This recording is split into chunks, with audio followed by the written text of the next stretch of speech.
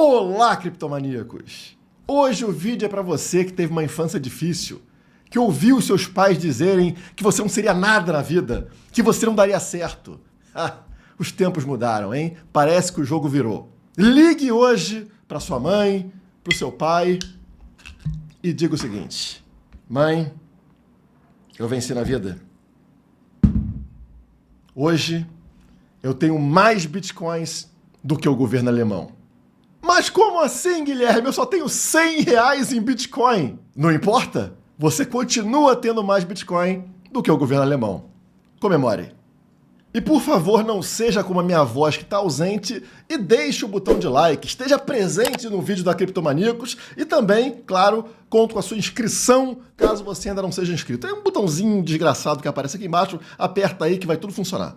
Governo da Alemanha conclui vendas de Bitcoin e soma 15 bilhões de reais. Que lixo! 15 bilhões de reais. É dinheiro nenhum isso, tá? Arrecadou míseros 15 bilhões de reais com essas vendinhas aí de Bitcoin que não muda absolutamente nada para um país como a Alemanha. Mas no futuro, no futuro, tem gente que vai se arrepender muito dessa brincadeira e você vai entender melhor o motivo disso em breve nesse vídeo. Bom, o subtítulo aqui é muito interessante. Movimento de venda por parte do governo alemão teve início em junho, também conhecido como mês passado, e ganhou força nesse mês de julho, contribuindo para a forte queda recente do Bitcoin.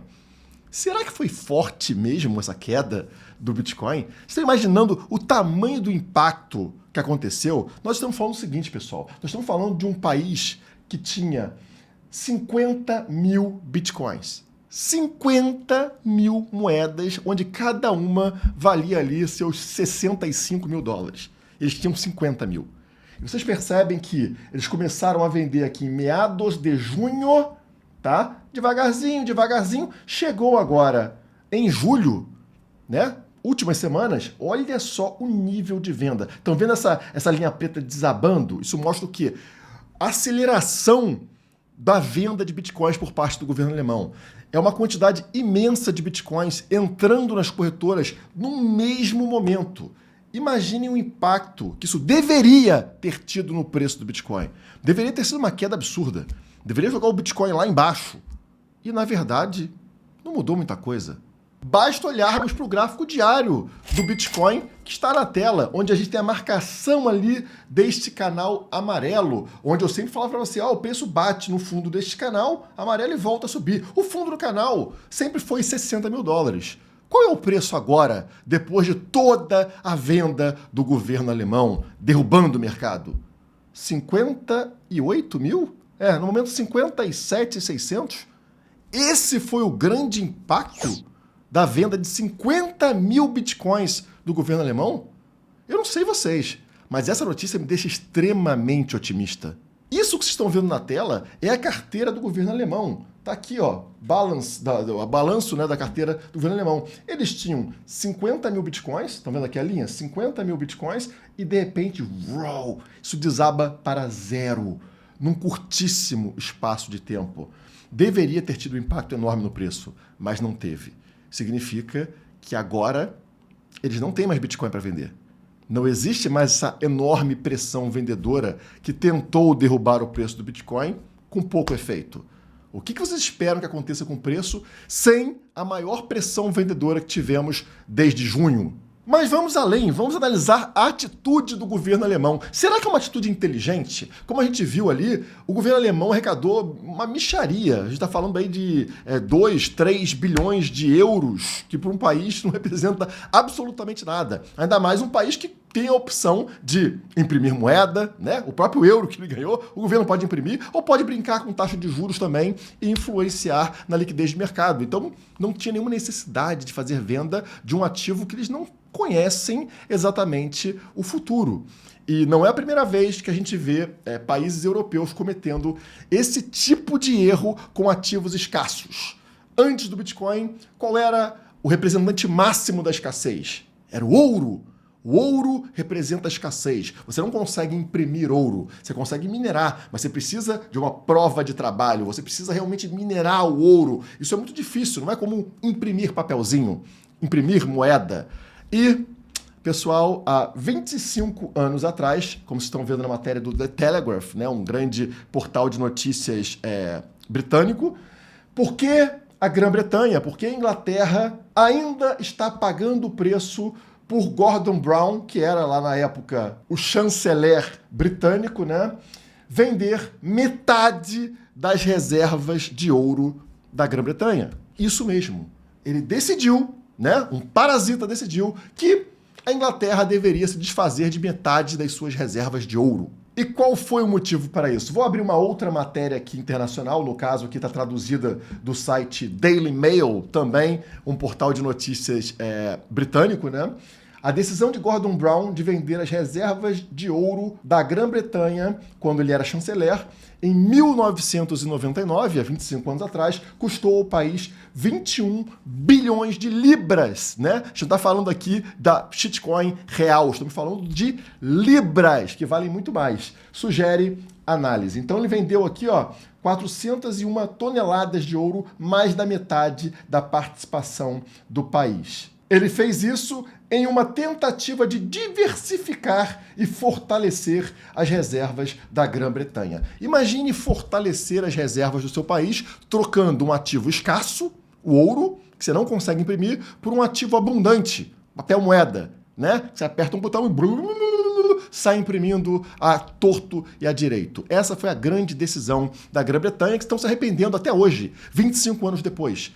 E hoje, no dia 12 de julho de 2024, um outro país europeu, a Alemanha, decide seguir o mesmo caminho, mas não com ouro antigo, e sim com ouro digital, com Bitcoin, fazendo a mesma coisa. Não só reduzindo as suas reservas pela metade, mas zerando a sua reserva no novo ouro, na nova escassez. E podem ter certeza que daqui a 25 anos eles vão se arrepender muito mais do que a Grã-Bretanha está se arrependendo hoje. Vejam o que aconteceu com o gráfico do ouro após a Grã-Bretanha se desfazer das suas reservas de ouro. Está na tela para vocês.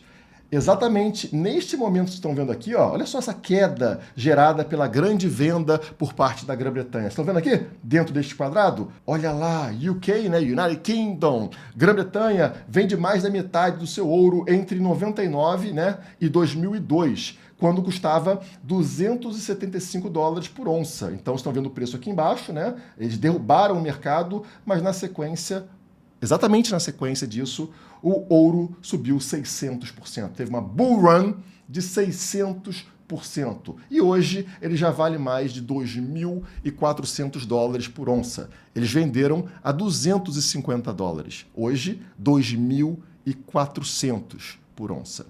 Isso que dá você confiar o seu futuro, o seu destino na mão de parasitas incompetentes e burros que acham que o papelzinho que eles imprimem é o que mais tem valor no mundo. E falando em ouro, existe uma coincidência muito engraçada sobre o momento gráfico onde a Alemanha está vendendo seus bitcoins.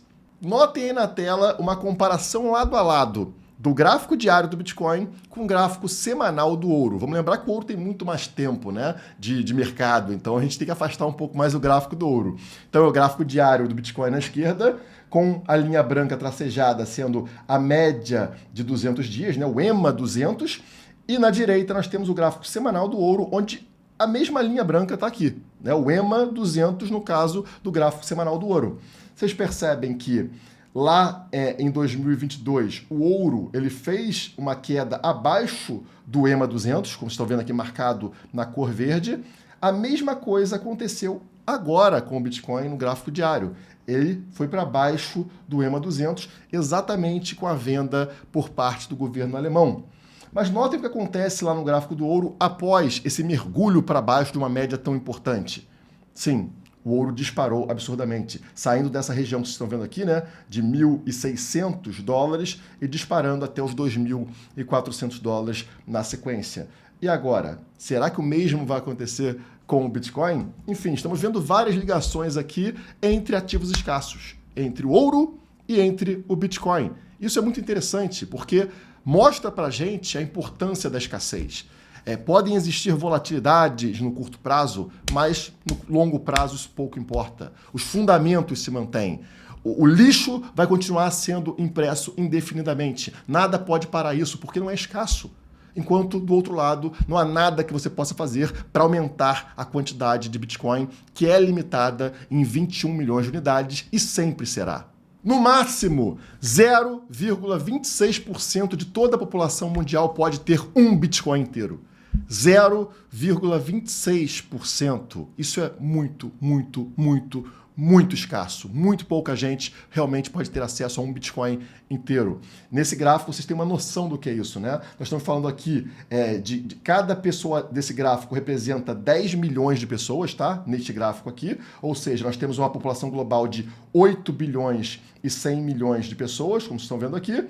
E como cada pessoa desse gráfico representa 10 milhões de pessoas e o Bitcoin tem somente 21 milhões de unidades, ou seja, duas pessoas desse gráfico representam aqui toda a oferta de Bitcoin. Somente duas pessoas de todas essas pessoas que aparecem nesse mapa poderiam ter um Bitcoin inteiro. Significa que lá no futuro ninguém vai ter um Bitcoin inteiro. Vai ser algo realmente muito, muito, muito difícil. Hoje já é muito difícil, né? Na época que eu comecei era fácil ter um Bitcoin inteiro. Lá em 2017 era tranquilo. Qualquer um poderia ter um Bitcoin inteiro.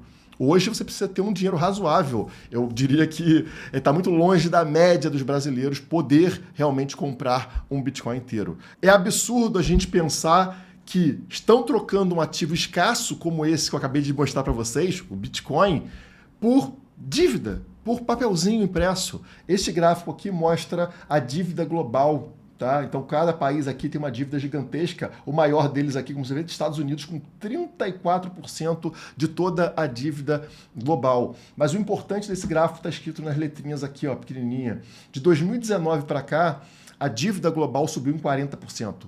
Somente de 2019 para cá. Aumentou 40% a dívida global.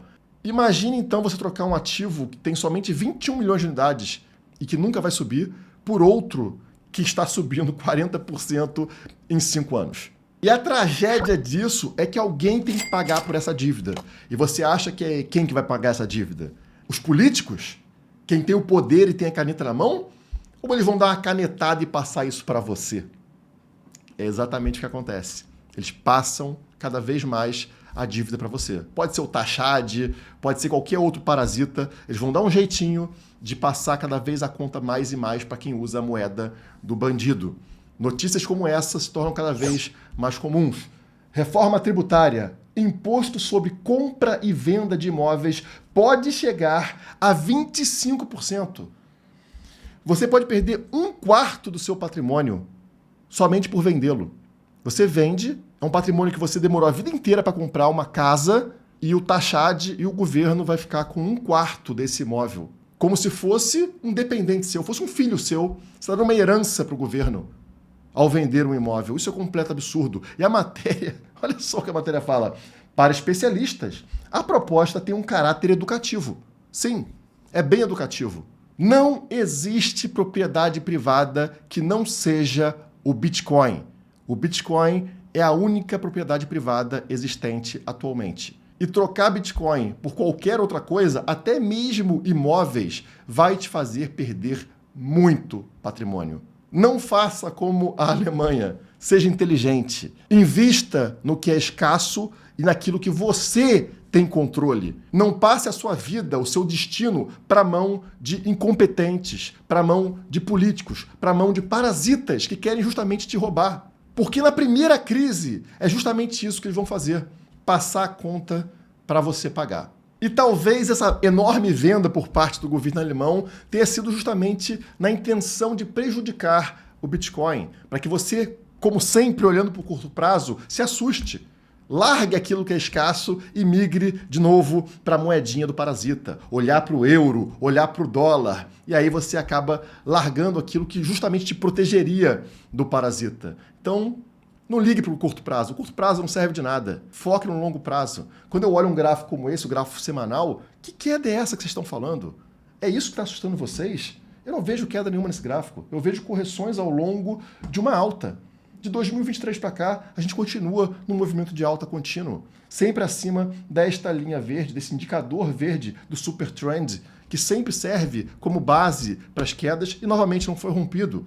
Vimos o Bitcoin mais uma vez buscar em direção ao Super Trend, como aconteceu diversas vezes ao longo do ciclo, estão vendo aqui? Mais uma vez ele buscou e nessa semana ele voltou a subir e se encontra próximo dos 58 mil dólares. Isso foi tudo que o governo alemão conseguiu, despejando toda a sua carteira de Bitcoin no mercado como investidores inconsequentes. Eles nem se importaram em vender cada vez mais barato, eles simplesmente despejaram. O mercado se manter nesse patamar tão alto, mesmo após todo esse despejo, mesmo após a Alemanha soltar todos os bitcoins que possui, só aumenta a minha confiança, o meu otimismo em relação ao Bitcoin. Sem essa pressão vendedora, o céu é o limite. Pode não subir hoje, semana que vem ou mês que vem, mas vai subir eventualmente para os patamares que a gente está esperando.